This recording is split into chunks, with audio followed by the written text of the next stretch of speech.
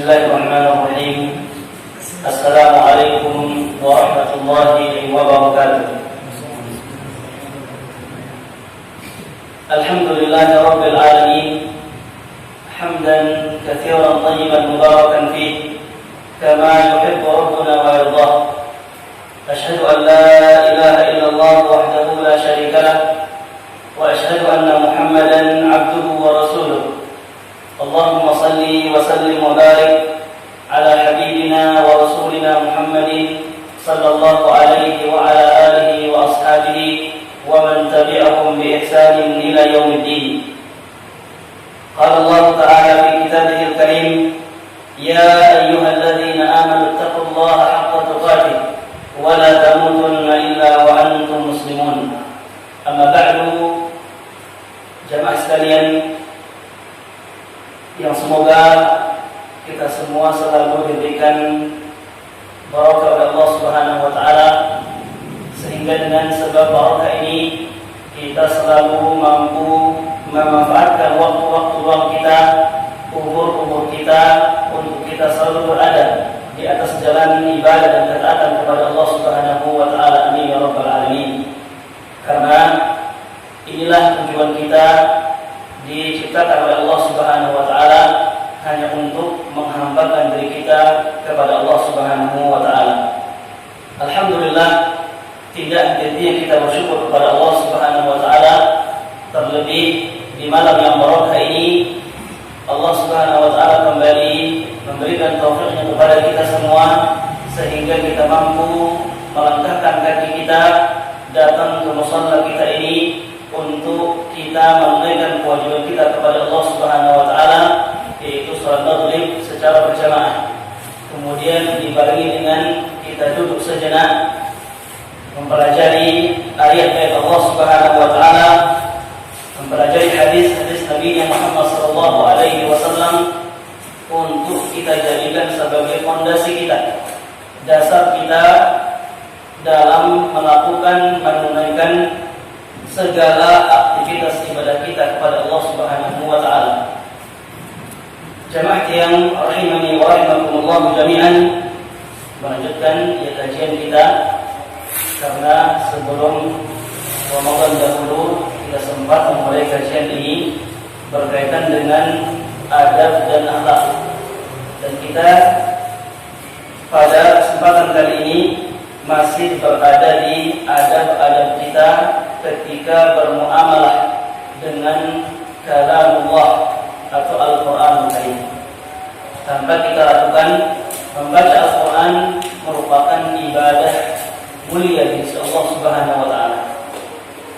Bermuamalah dengan Al-Quran Karim, menjadikan ia sebagai sahabat kita, ini merupakan ibadah yang agung di sisi Allah Subhanahu wa taala, di mana Allah Subhanahu wa taala telah menjanjikan untuk orang-orang yang membaca Al-Qur'anul Karim, mempelajarinya, mengamalkan kandungan-kandungannya, ini berbagai macam pahala, baik di kehidupan dunia ini, lebih-lebih lagi nanti di kehidupan akhirat kita.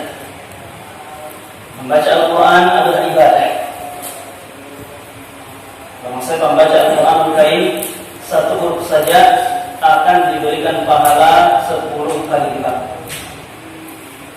Dan juga banyak hadis-hadis yang lain menjelaskan tentang perkara ini. Di antaranya sabda Nabi kita mulia sallallahu alaihi wasallam, "Iqra'ul Qur'an."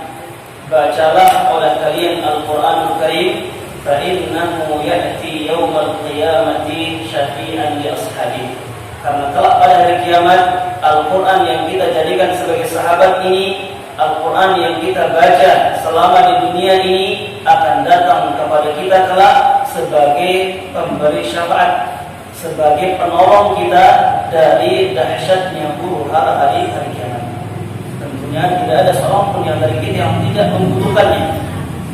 Dan ini Allah Subhanahu wa taala berikan izin bagi Al-Quran untuk memberikan syafaat kepada kita semua.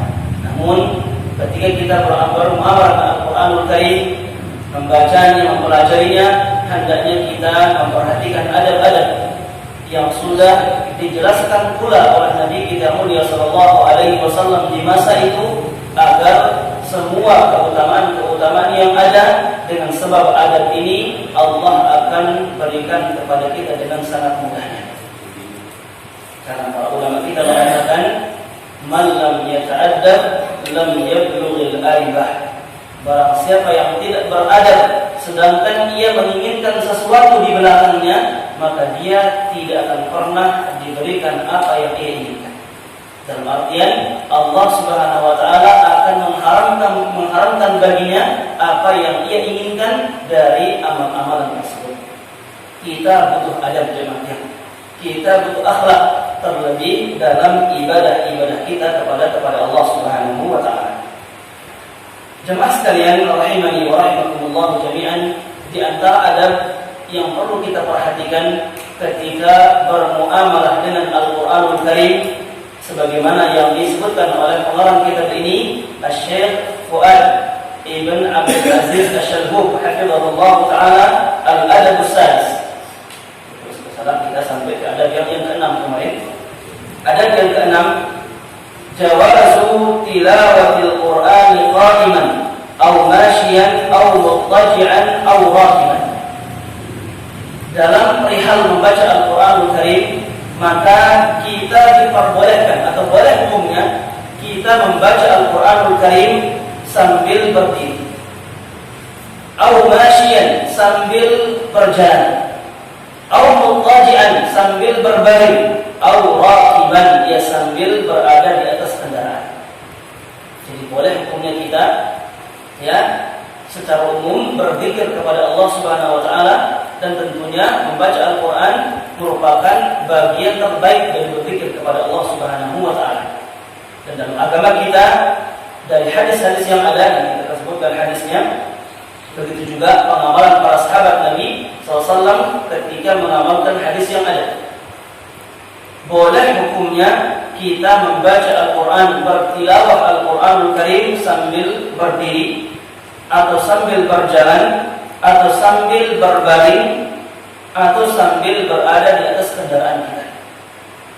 Dan perkara ini masuk dalam keumuman ayat Allah Subhanahu wa taala yang terdapat ya dalam surat Ali Imran ayat 191. Dalam ayat yang mulia ini Allah Subhanahu wa taala berfirman, "Alladzina yadhkurunallaha qiyaman wa qu'udan wa 'ala junubihim." Artinya, dan orang-orang yang berzikir kepada Allah Subhanahu wa taala, yang berzikir kepada Allah Subhanahu wa taala qiyaman sambil berdiri, wa qu'udan sambil duduk, wa 'ala junubihim dan sambil mereka berbaring di atas badan ya marbah, sambil berbaring di atas tempat tidur mereka. Adapun yang berkaitan dengan berzikir sambil berada di atas kendaraan, ini juga sudah dijelaskan oleh Nabi kita Muhammad SAW yang diambil dari ayat Al-Quranul Karim sebagai doa kita naik kendaraan. Kapan kita baca doa ini? Ya ketika kita berada di atas kendaraan. Apa doanya? Ini dijelaskan oleh Allah Subhanahu wa taala dalam surat Az-Zukhruf ayat 13. Allah Subhanahu wa taala berfirman, "Litastawu 'ala dhuhurihi thumma tadhkuru ni'mata rabbikum idza stawaitum 'alaihi wa taqulu subhanalladzi sakhkhara lana hadza wa ma kunna lahu muqrinin wa inna ila rabbina lamunqalibun." Apa artinya litastawu 'ala dhuhuri? Ketika kalian sudah berada di atas ya badan kendaraan kalian, tunggangan kalian, summa tadhkuru ni'mat rabbikum, kemudian kalian mengingat nikmat-nikmat Tuhan kalian atas kalian, idza stawaitum alaih, ketika kalian ya hendak berjalan berada di atas ya badan kendaraan kita, wa taqulu, dan kalian mengatakan subhanalladzi sakhkhara lana, Maha suci untukmu ya Allah yang telah mempermudah bagi kami ya perjalanan ini. Wa ma kunna lahu muqrinin ila akhir al-ayat. Intinya wa taqulu, dan kalian mengatakan. Dua ayat yang mulia ini ketika dijelaskan oleh para ulama kita, ya para ulama ahli tafsir, Di antaranya Imam Ibnu Katsir rahimahullahu taala dan juga Imam Asy-Syaukani dan juga para ulama tafsir. Begitu juga Imam Asy-Syaikh Nasir As-Sa'di rahimahullahu taala, pemilik tafsir Taisir Karimur Rahman fi tafsir Kalamul Mannan. Beliau mengatakan ketika menafsirkan ayat yang mulia ini, qala berkata wa hadza yashmal jami'a anwa'il dzikr. Ayat yang mulia ini menjelaskan kepada kita tentang bolehnya perkara yang tadi. Untuk apa? Mencakup semua jenis zikir kepada Allah Subhanahu wa taala. Bil qawli wal qalbi. Baik itu zikir dengan qaul, perkataan, ataupun zikir dengan menggunakan hati. Jemaah sekalian rahimani wa rahimakumullah jami'an, begitu juga sabda Nabi kita yang mulia sallallahu alaihi wasallam dari ibunda kita Aisyah radhiyallahu ta'ala anha, dari sahabat Abdullah bin Mughaffal radhiyallahu ta'ala anhu. Beliau pernah mengisahkan sebuah riwayat, sebuah kisah di mana beliau Abdullah bin Mughaffal radhiyallahu ta'ala anhu qala, beliau berkata, ra'aitu Rasulullah sallallahu alaihi wasallam yauma fathi Makkah wa huwa yaqra'u ala rahilati surat al-Fath. Beliau mengatakan, pernah suatu ketika aku melihat. Siapa melihat? Rasulullah sallallahu alaihi wasallam. Kapan? Yauma fathi Makkah, ketika penaklukan kota Makkah. Bagaimana? Wa huwa yaqra', Nabi kita Muhammad SAW membaca surat Al-Fatah dalam keadaan beliau ala rahilati, berada di atas tunggangan kendaraan beliau. Dalil berikutnya dari ibunda kita Aisyah radhiyallahu taala anha. Beliau pernah mengisahkan dengan mengatakan qala inna Nabiyya sallallahu alaihi wasallam kana yattaqiu. Dahulu pernah Nabi kita yang mulia sallallahu alaihi wasallam sedang duduk berbaring di atas pangkuan. Kana yattaqiu, atau bersandar di atas pangkuan, fi hijri wa ana haidun thumma yaqra'u al-Qur'an. Padahal ketika itu aku sedang haid, sedang tidak suci. Nabi kita bersandar di pelukan di pangkuan Aisyah radhiyallahu ta'ala anha wa huwa yaqra'ul Qur'an, sambil beliau membaca ayat-ayat Al-Qur'an Karim. Bahkan di sini kata para ulama kita, hadis yang ketiga tadi, Aisyah ini tidak hanya menjelaskan kepada kita tentang bolehnya kita membaca Al-Qur'an sambil berbaring, namun faedah yang lainnya, boleh kita berzikir kepada Allah Subhanahu wa taala di samping tempat yang kotor. Di tempat di samping tempat yang kotor. Di sini Aisyah sedang haid. Nabi kita berada di pangkuan beliau sambil membaca ayat-ayat Al-Qur'an. Dan begitu juga para sahabat Nabi kita yang mulia SAW mempraktekkan ayat dan hadis yang mulia ini. Di antaranya sahabat Abu Musa Al-Asy'ari. Siapa beliau? Ini qaulnya Nabi SAW. Beliau pernah mengatakan, inni aqra'ul Qur'ana fi salati wa aqra'u ala sa'i. Aku membaca ayat-ayat Al-Qur'anul Karim dalam salatku, dan aku juga membaca Al-Qur'anul Karim ketika aku berbaring di atas ranjangku. Atau kama qala Abu Musa Al-Asy'ari radhiyallahu ta'ala. Jadi jelas dari ayat, hadis, dan pengamalan para sahabat Nabi SAW menjelaskan kepada kita boleh hukumnya. Kita enggak berbicara masalah afdalnya mana. Boleh hukumnya kita membaca Al-Quran dalam keadaan yang tadi. Bahkan para ulama mengatakan hadis yang mulia ini bahkan menjadi nasihat bagi siapa? Bagi orang-orang yang ingin melarang. Nasihat bagi orang-orang yang ingin mengingkari sahabatnya ketika sahabatnya ingin membaca Al-Quran sambil berdiri, berjalan, atau yang lainnya. Karena nggak boleh kita mengingkari perkara yang diperbolehkan. Kita mengingkari perkara yang tidak diperbolehkan, yang dilarang. Namun mengingkari perkara yang boleh ini tidak harus. Jamaah sekalian rahimani wa rahimakumullah jami'an, kemudian ada yang berikutnya. Yaqulul muallif hafizahullah ta'ala la yamassul mushafa illa tahir. Adab yang ketujuh, tidak boleh menyentuh atau memegang mushaf Al-Qur'anul Karim kecuali hanya untuk orang-orang yang suci saja. Dengan kata lain, ya, tidak boleh menyentuh, memegang mushaf Al-Qur'anul Karim kecuali orang-orang yang suci dari hadas besar dan hadas kecil. Di sini memang terjadi khilaf di antara para ulama kita. Ada yang mengatakan boleh, ya, boleh kita menyentuh, memegang mushaf walaupun kita belum berwudu. Yang tidak boleh itu kalau kita berhadas besar. Kalau sekadar hadas kecil belum berwudu, maka boleh kita menyentuh mushaf atau memegangnya.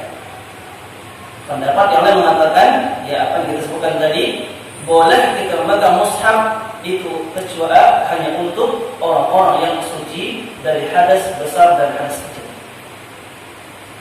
Ini, ya, perbedaan pendapat di kalangan para ulama kita yang tidak perlu kita perpanjang, karena kedua pihak ini khilaf dalam masalah ini dia termasuk khilaf mu'tabar, khilaf yang dianggap oleh para ulama kita. Khilaf yang kedua, pendapat ini memiliki hujjah dan dalil yang kuat.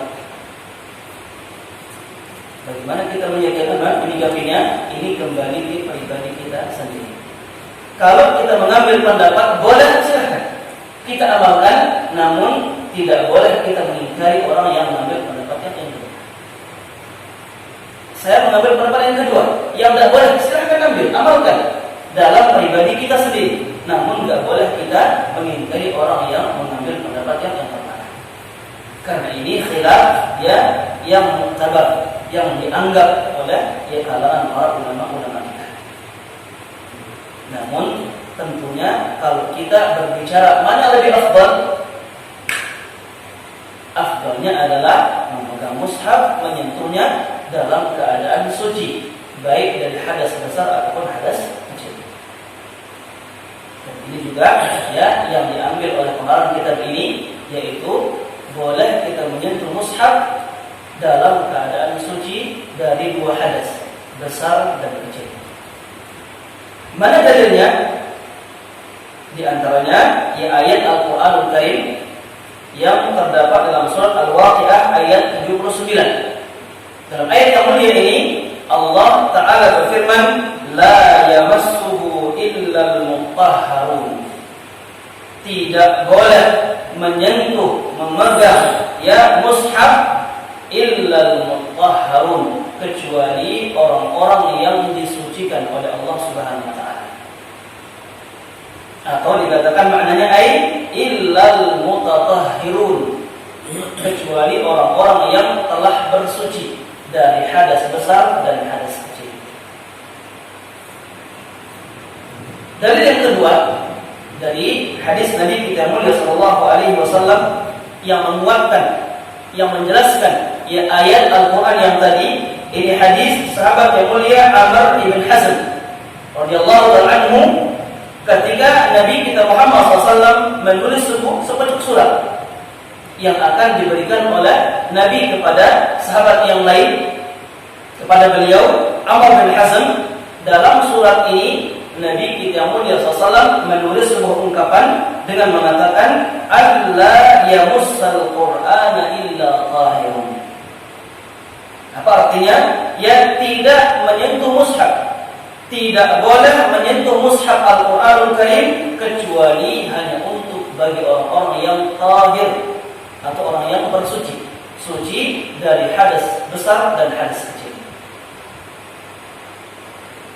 Dan begitu juga ya penjelasan para ulama salaf dari kalangan tabi'in dan tabi'it tabi'in ketika mengomentari ayat dan hadis yang mulia ini.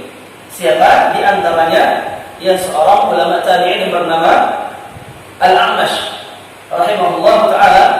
Beliau mengatakan, annahu kana idza arada an an yadhkurullah ta'ala kana yatayammam thumma yaqra'ul Qur'an.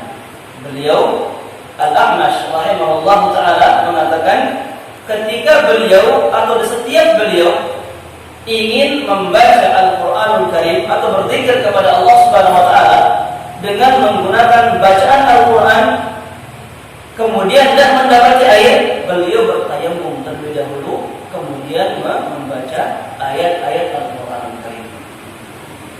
Beliau bertayammum ya sebagai pengganti berwudu. Yang inilah ya para ulama kita mempraktekkan dan mengamalkan ayat dan hadis yang datang dari Nabi kita Muhammad sallallahu alaihi wasallam. Sekali lagi adab yang ketujuh ini tidak boleh menyentuh mushaf Al-Qur'anul Karim kecuali bagi orang-orang yang suci. Di sini ada pertanyaan sedikit ya, yang disambung oleh para kitab ini, bagaimana kalau kita bawa mushaf Al-Qur'an dengan menggunakan lapis? Dikatakan oleh Syekhul Islam Ibnu Taimiyah rahimahullah taala dan murid-murid beliau Imam Ibnu Katsir dan Imam Ibnu Qayyim rahimahullah taala ketika menjawab pertanyaan ini mereka mengatakan na'am boleh hukum. Yajuzu hamlul Qur'ani bi'alaqatihi li'annahu laysa bimassillah. Ini tentunya bagi siapa? Bagi orang-orang yang berpendapat tidak boleh menyentuh mushaf kecuali bagi orang-orang yang suci. Ketika mereka berwudu, ya mereka punya mushaf, bagaimana? Boleh tidak mereka bawa mushaf ini sambil memang menggunakan lapis? Ya beliau mengatakan boleh. Ya boleh kita membawa Al-Quran dengan menggunakan lapis. Kenapa? Li'annahu laysa bimassillah. Karena memegang mushaf dengan lapis itu tidak langsung menyentuh ya kulit mushaf sendiri. Atau kama qala rahimahullahu ta'ala. Ada yang berikutnya.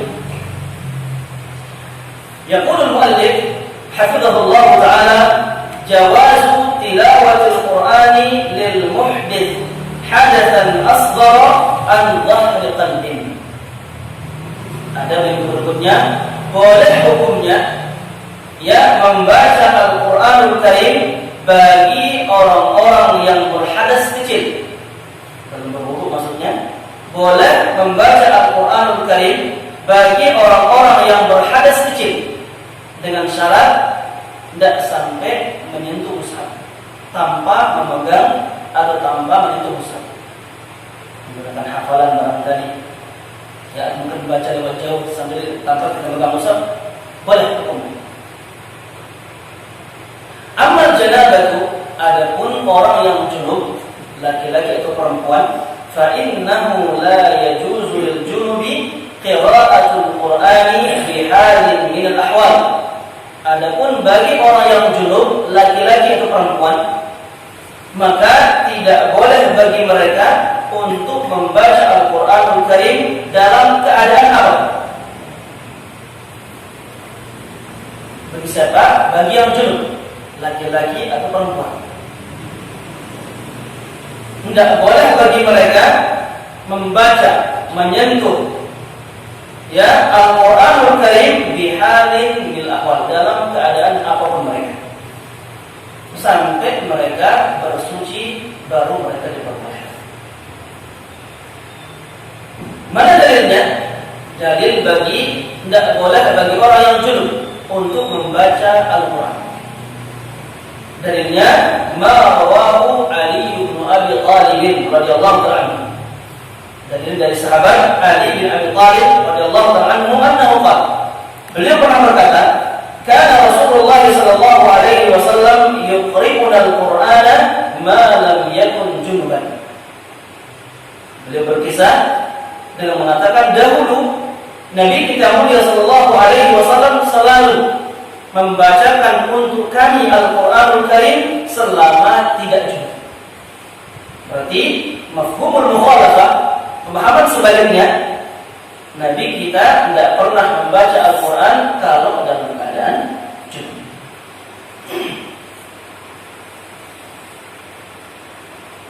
Begitu juga hadis yang lain dibawakan oleh Imam Ahmad bin Hanbal rahimahullah taala sama dari sahabat Ali bin Abi Thalib radhiyallahu taala anhu.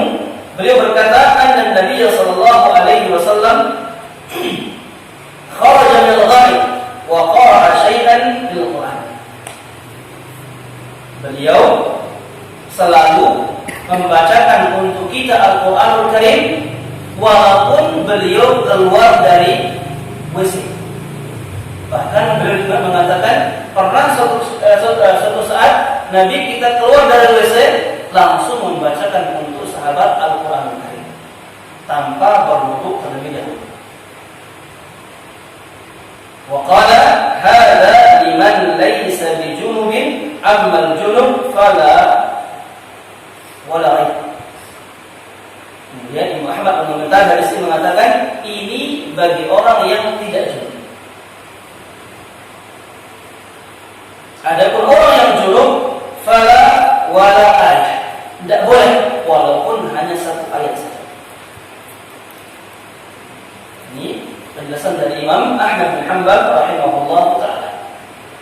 Ya, adapun bagi orang yang berhadas kecil maka tidak mengapa. Boleh bagi mereka untuk membaca ayat-ayat Al-Qur'an Karim. Di antara dalilnya dikatakan di sini hadis sahabat yang mulia Abdullah bin Abbas radhiyallahu taala anhu, pernah suatu ketika beliau bermalam di rumah bibinya. Yang bibinya ini salah satu istri dari Nabi kita mulia sallallahu alaihi wasallam, yaitu Maimunah radhiyallahu taala anha.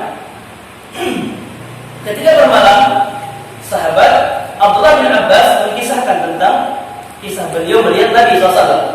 Beliau mengatakan, hatta idza intasafa al-lail, ketika aku bangun di pertengahan malam, atau qablahu qalilan, atau sebelumnya sedikit, atau setelahnya sedikit, beliau berlaku istaiqadha an-nabi SAW. Beliau melihat Nabi kita bangun dari tidurnya, fajalasa yamsahun naum, bangun dari tidur, duduk, langsung mengusap wajah beliau SAW dengan kedua tangannya. Untuk apa? Menghilangkan sisa-sisa rasa kantuk beliau.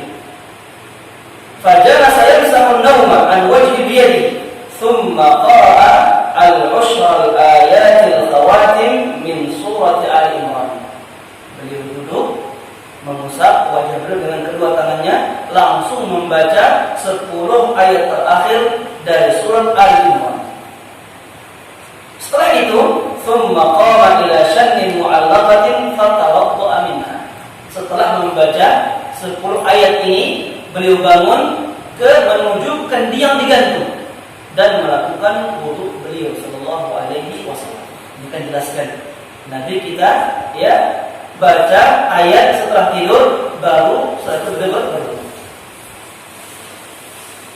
Yang menjelaskan kepada kita boleh kita membaca Al-Quran walaupun kita belum berwudu,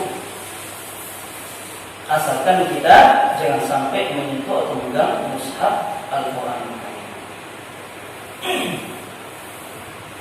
Wa qala al-muallif hafizahullah ta'ala wala lauma wala nakir.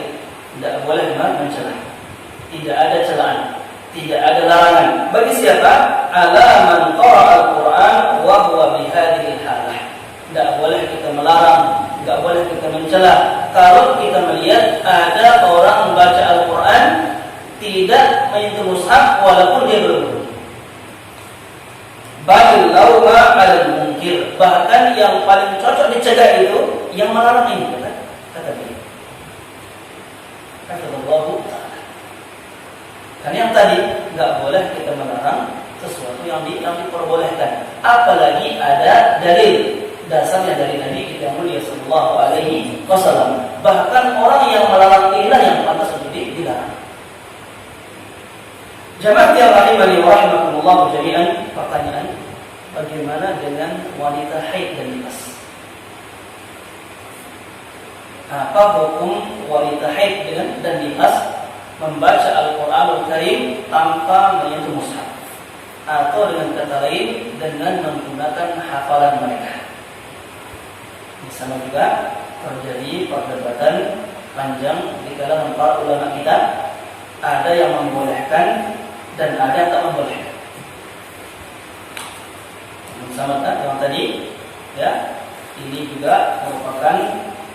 jabatan yang muktabar di kalangan para ulama kita, walaupun menurut yang pribadi yang lebih kuat dikit adalah boleh bagi perempuan haid dan nifas membaca Al-Quran dengan menggunakan hafalan tanpa menyentuh mushaf.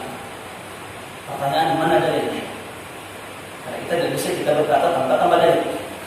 Ya, di antara dalilnya dikatakan di sini hadis Aisyah radhiyallahu anha.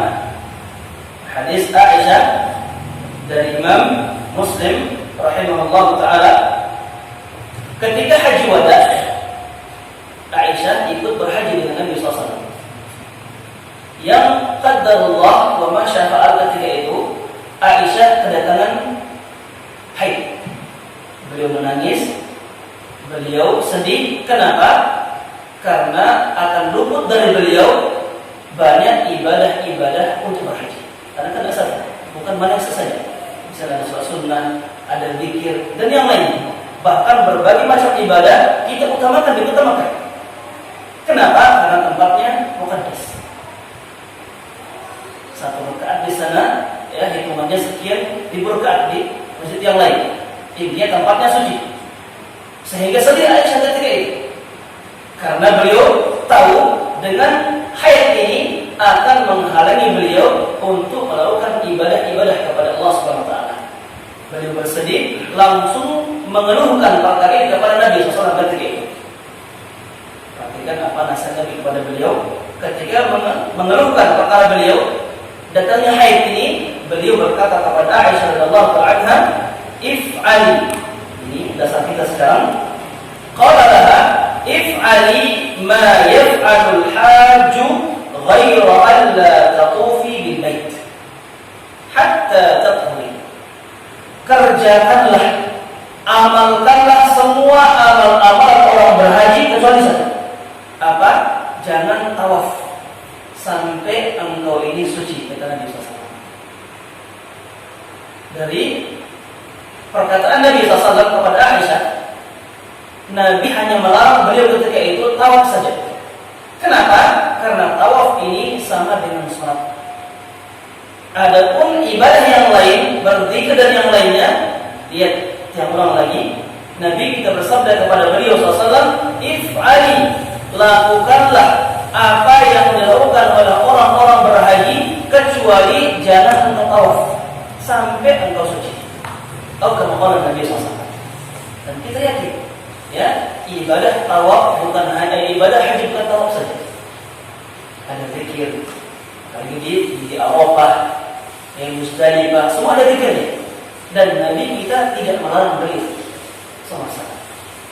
Dari hadis ini, para ulama kita mengatakan ini hadis yang sangat jelas, yang menjelaskan kepada kita bahwasanya wanita yang haid dan nifas boleh bagi mereka untuk berzikir kepada Allah Subhanahu wa taala, termasuk dalamnya ada baca Al-Qur'an dengan menggunakan hafalan mereka tanpa menyentuh mushaf Al-Qur'an.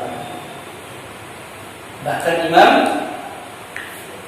Ibnu Taimiyah rahimahullah taala dan juga murid beliau ketika mengomentari larangan-larangan yang ada, karena sebagian ulama mengatakan tidak boleh, ketika mengomentari pendapat mereka,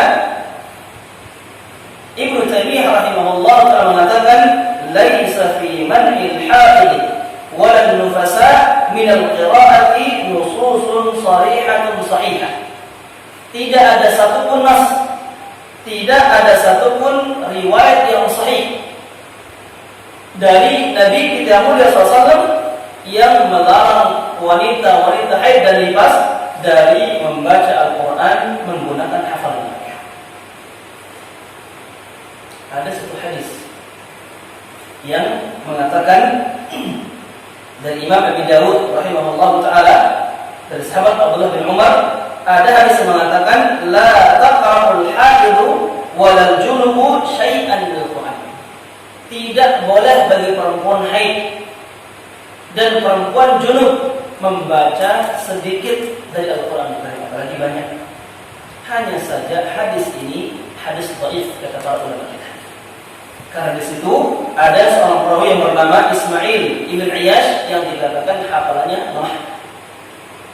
Yang dalam ilmu hadis, periwayat yang lemah hafalannya itu nggak bisa dijadikan patokan dalam menentukan sebuah. Oh, kemungkinan ya ulama kita.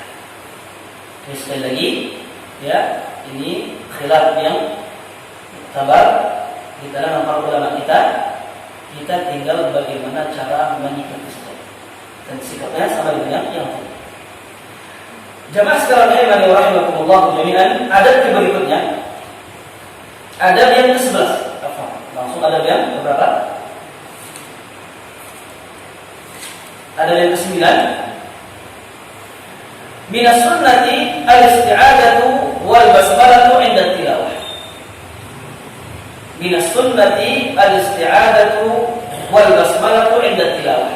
Di antara sunnah, di antara perkara sunnah yang kita dianjurkan ya oleh Nabi kita Muhammad SAW ketika membaca Al-Quranul Karim, kita disunnahkan untuk berta'awud terlebih dahulu, meminta perlindungan kepada Allah Subhanahu Wa Taala dari gangguan syaitan yang terkutuk, dan juga ya memulai membaca Al-Quran dengan menyebut nama Allah atau dengan basmalah.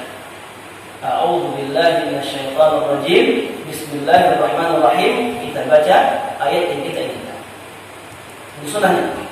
Bahkan dalam masalah ta'awud, kita sebagian ulama mengatakan perkaranya bukan sekedar perkara sunnah, namun perkara yang sangat ditekankan oleh Allah Subhanahu wa taala. Dari sini ada sebagian mengatakan ta'awud ini wajib hukum. Kenapa? Mana dalilnya? Ada terdapat dalam surah An-Nahl ayat 98. Dalam ayat yang mulia ini Allah Subhanahu wa taala berfirman, "Fa idza qara'tal Qur'ana fasta'idz billahi minasyaitonir rajim." Jika kalian hendak membaca Al-Qur'anul Karim, maka berta'awudlah, maka minta perlindungan kepada Allah Subhanahu wa taala dari gangguan syaitan yang terkutuk. Mana yang menunjukkan perkara wajib? Dalam ayat yang mulia ini Allah Subhanahu wa taala datang menggunakan bentuk fi'il amr. Fasta'id, ista'adha, yasta'idu, ista'id. Ini bentuk fi'il amr. Apa itu? Kata perintah. Dan dalam kaidah tafsir, para ulama kita mengatakan kullu amrin waridin fil Qur'anil Karim aw fi sunnatin Nabi sallallahu alaihi wasallam yaqtadil wujub. Setiap kata perintah yang datang baik dalam ayat-ayat Al-Qur'anul Karim dan datang dari hadis Nabi sallallahu alaihi wasallam itu menunjukkan perkaranya wajib selama tidak ada nas yang lain yang memalingkan perkara wajib ke sunnah. Ini penjelasan para ulama kita terkait kata perintah yang muncul dalam ya Al-Quran dan Sunnah. Setiap kata perintah yang muncul dalam Al-Quran dan Sunnah itu menunjukkan perkara wajib selama tidak ada ayat atau hadis yang lain yang memalingkan hukumnya dari wajib ke sunnah.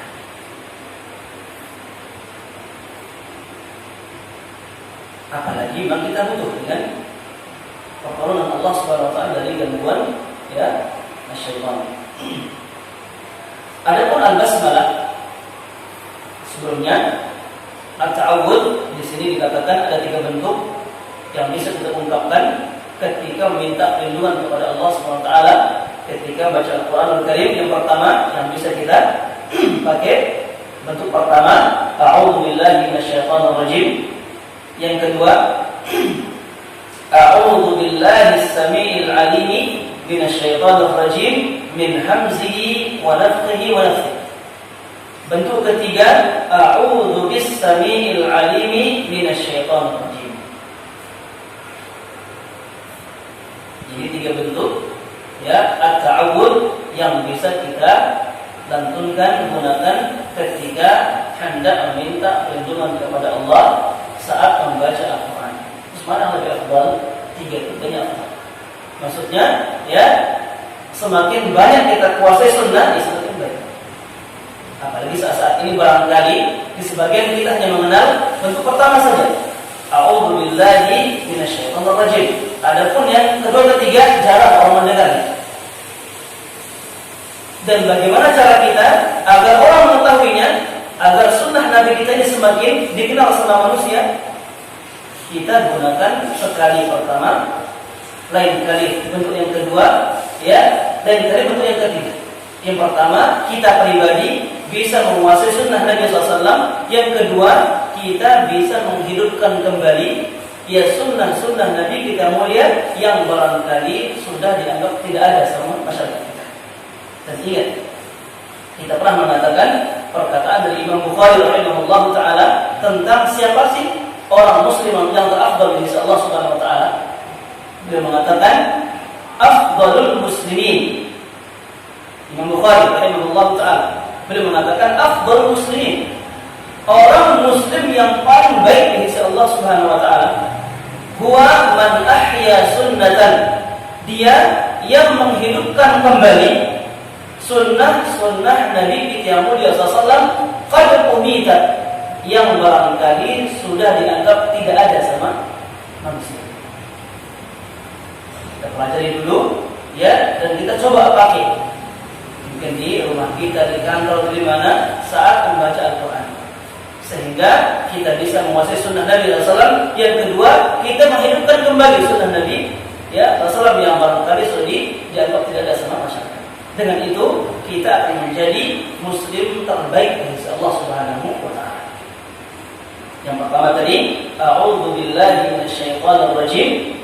Bentuk yang kedua, a'udzubillahi as-sami'il 'alim minasyaitonirrajim min hamzihi wa nafthihi wa nafsihi. Yang ketiga, a'udzu bis-sami'il 'alim minasyaitonirrajim. Adapun basmalah ini sunnah kita baca ketika permulaan ayat.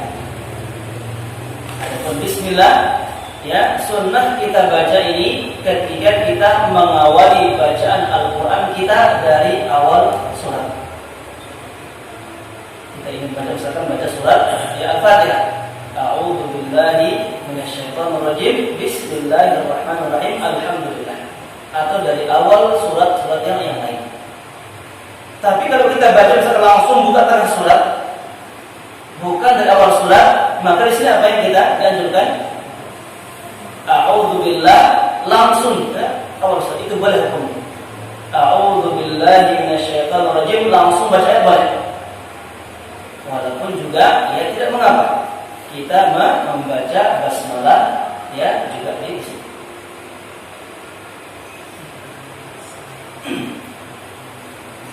Maksudnya masih bisa diteruskan. Ada yang berikutnya, istihbabu tartil al-Qur'ani wa karahiyat sur'atil mufridah fi tilawah. Ada yang ke-10 adalah sunnah dianjurkan bagi kita yang untuk membaca Al-Qur'anul Karim secara perlahan, tidak tergesa-gesa, tidak cepat-cepat dan tidak terburu-buru.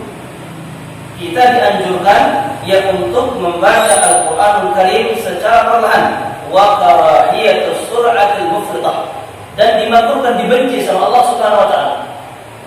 Apa yang dibenci? Dibenci membaca Al-Qur'anul Karim dengan kecepatan yang melampaui batas, sehingga huruf-huruf hijaiyah tak terdengar jelas.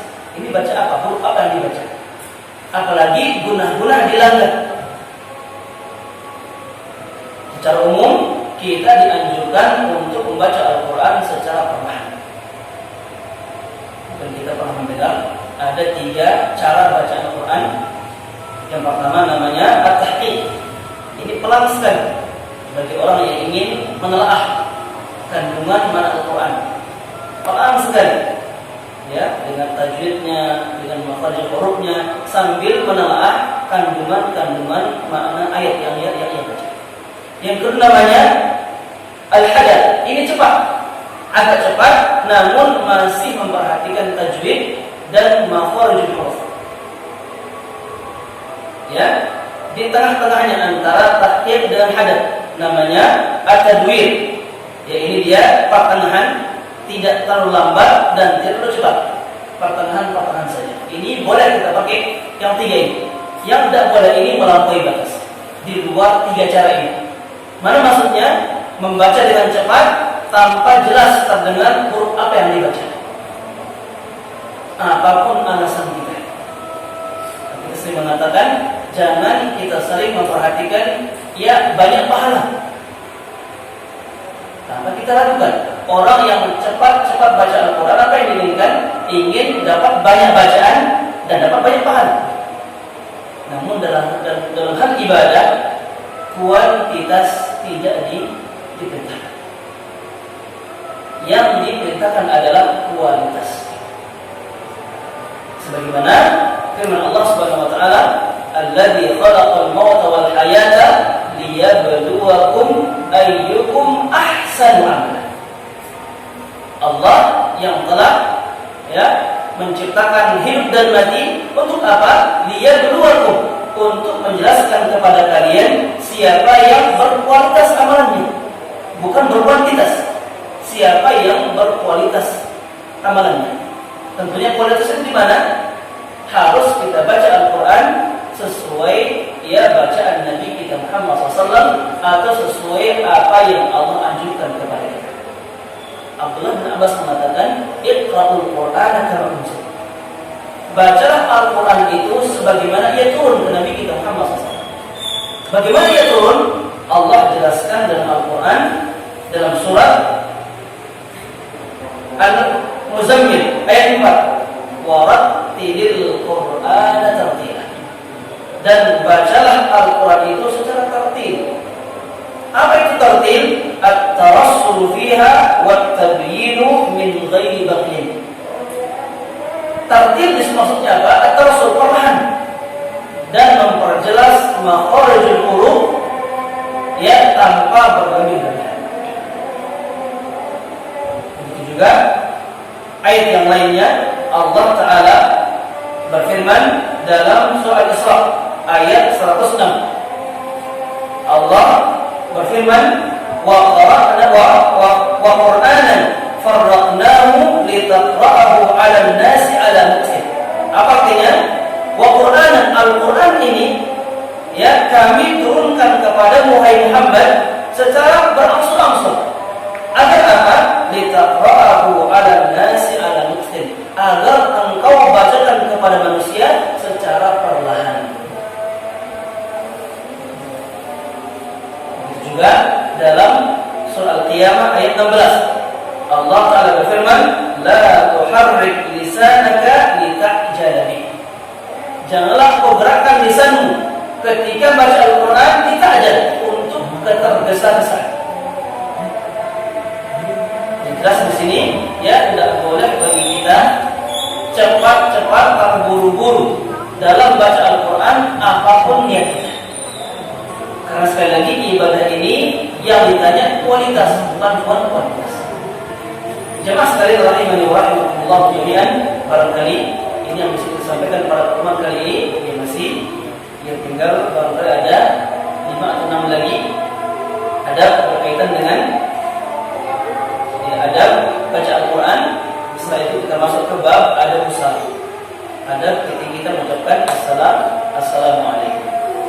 Semoga apa yang kita dengar pada malam yang mulia ini dan apa yang disampaikan dijadikan ilmu yang bermanfaat pada Allah Subhanahu wa taala dan diberikan barokah padanya, sehingga apa yang kita dengar akan bernilai pahala dari Allah Subhanahu wa taala, dan kita juga minta kemudahan kepada Allah agar kita mampu membaca Al-Qur'anul Karim dengan adab-adab yang sudah kita dengar.